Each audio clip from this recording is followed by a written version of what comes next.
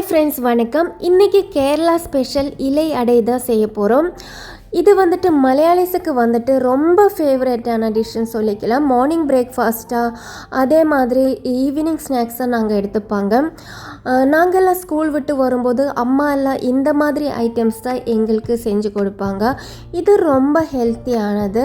ஏன்னு பார்த்திங்கன்னா, நம்மளோட வாழை இலையில் சாப்பிடும்போது இம்யூனிட்டி வந்துட்டு இன்க்ரீஸ் பண்ணுறதுக்கு சான்சஸ் இருக்குது. அதனால வீக்லி ஒன்ஸு அட்லீஸ்ட் நம்ம இந்த மாதிரி ஸ்நாக்ஸு ஸ்டீம் பண்ணி சாப்பிட்றதோ இல்லைன்னா நம்ம சாப்பாடு வந்துட்டு இலையில போட்டு சாப்பிட்றதோ ரொம்ப நல்லதுன்னு எங்கள் ஊரில் சொல்லுவாங்க.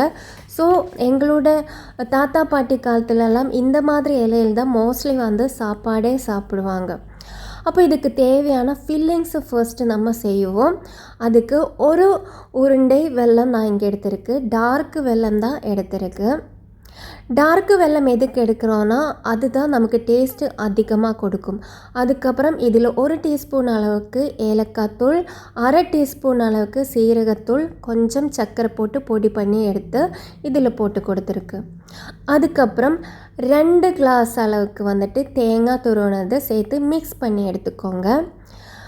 அப்புறம் வந்துட்டு 1/2 கப் அளவுக்கு வந்துட்டு அவல் தான் நான் இங்கே சேர்த்து கொடுத்துருக்கு. அவல் எதுக்கு சேர்க்குறோன்னா அந்த வெல்லத்தோட இனிப்பு வந்துட்டு நமக்கு ரொம்ப திகட்டி வராமல் இருக்கிறதுக்கு தான் நான் வந்துட்டு அவல் இதில் மிக்ஸ் பண்ணி கொடுக்கறது. அப்போது வந்துட்டு இந்த ஃபில்லிங்ஸுக்கு டேஸ்ட்டு அதிகமாக கொடுக்கும்.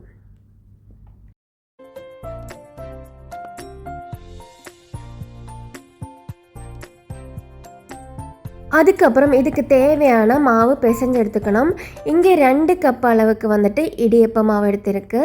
அதுக்கப்புறம் தேவையான அளவுக்கு உப்பு சேர்த்துக்கோங்க. ஒரு 1/4 டீஸ்பூன் அளவுக்கு நான் சீரகம் சேர்த்துருக்கு. சீரகத்தோட டேஸ்ட்டு பிடிக்கலன்னா உங்களுக்கு அதை ஸ்கிப் பண்ணிக்கலாம். அதே மாதிரி இது கோதுமை மாவிலும் செஞ்சுக்கலாம். ஆனால் கோதுமை மாவில் செய்யும்போது பச்சை தண்ணியில் வந்துட்டு பிசைஞ்சு எடுத்துக்கோங்க.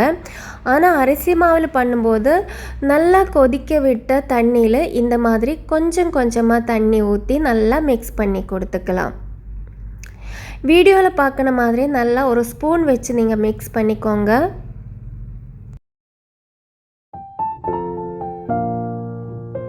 இது நல்லா மிக்ஸ் ஆகி வந்திருக்கு. இனிமேல் இந்த மாவு மாற்றி வச்சுக்கலாம். இனிமேல் வந்து நம்ம வாழையில வந்துட்டு இந்த வீடியோவில் பார்க்குற மாதிரி கட் பண்ணி எடுத்துக்கோங்க. அதே மாதிரி ஒரு தட்டில் கொஞ்சம் தண்ணி எடுத்து வச்சுக்கோங்க. அப்புறம் நம்ம பிசைஞ்சு வச்சுருக்கிற மாவு வந்துட்டு இந்த மாதிரி எடுத்து நல்லா தட்டி விட்டுக்கலாம். அது அடிக்கடி வந்துட்டு தண்ணி வந்துட்டு கையில் கொஞ்சம் அப்ளை பண்ணி கொடுத்துடுங்க. அப்போ அது ஸ்டிக் ஆகாமல் இருக்கிறதுக்கு தான். இதே மாதிரி தட்டி விட்டுக்கோங்க. அதுக்கப்புறம் நமக்கு தேவையான ஃபில்லிங்ஸு அதில் வச்சு கொடுக்கலாம். அதுக்கப்புறம் இந்த மாதிரி ஃபால்ட் பண்ணி எடுத்துக்கலாம். இதே மாதிரி எல்லாமே நான் தட்டி எடுக்க போகிறோம். எல்லாமே நான் இந்த மாதிரி தட்டி எடுத்து மாற்றி வச்சுட்டோம். ஸோ அப்போ ஈஸியாக நமக்கு குக் பண்ணி எடுத்துக்கலாம். அப்புறம் இதில் வந்துட்டு 2 மெத்தடில் நான் இது செஞ்சு காமிக்கிறோம். ஸோ அதனால் நீங்கள் வீடியோ ஸ்கிப் பண்ணாமல் பாருங்கள். அதே மாதிரி புதுசாக யாராச்சும் வீடியோ பார்க்குறதா இருந்தால் கண்டிப்பாக சப்ஸ்கிரைப் பண்ணி சப்போர்ட் பண்ணுங்கள். ஃபர்ஸ்ட்டு வந்துட்டு ஒரு இந்த மாதிரி இட்லி தட்டு இருந்தால் எடுத்துக்கோங்க, இல்லைன்னா ஸ்டீமர் இருந்தால் எடுத்துக்கோங்க. அதில் வந்துட்டு இந்த அடை வந்துட்டு வச்சு கொடுத்துக்கலாம். அதுக்கப்புறம் மூடி போட்டு ஒரு 10-15 நிமிஷம் ஸ்டீம் பண்ணி எடுத்துக்கலாம். இன்னொரு மெத்தேடு வந்துட்டு ஒரு அடிக்கட்டியான ஒரு பேன் இருந்தால் எடுத்துக்கோங்க. அதுக்கப்புறம் ஃப்ளேம் வந்துட்டு சிம்மில் வச்சுக்கோங்க. அப்புறம் திருப்பி போட்டு இது சுட்டு எடுத்துக்கலாம். அப்போ இது 2மே ஒரே ஃபில்லிங்ஸு, ஒரே மாவு, ஆனால் டேஸ்ட்டு மட்டும் டிஃப்ரெண்ட்டாக இருப்பாங்க. ஸோ இது வெந்துருச்சுன்னு தெரியறதுக்கு இந்த மாதிரி இலை வந்துட்டு மூவ் பண்ணி பார்த்தா ஒட்டாமல் இருக்கும். அதுதான் இதோட பருவம் வந்துட்டு. அப்புறம் சைடெல்லாம் வேகலைன்னா வீடியோவில் பார்க்குற மாதிரி நீங்கள் செஞ்சுக்கோங்க.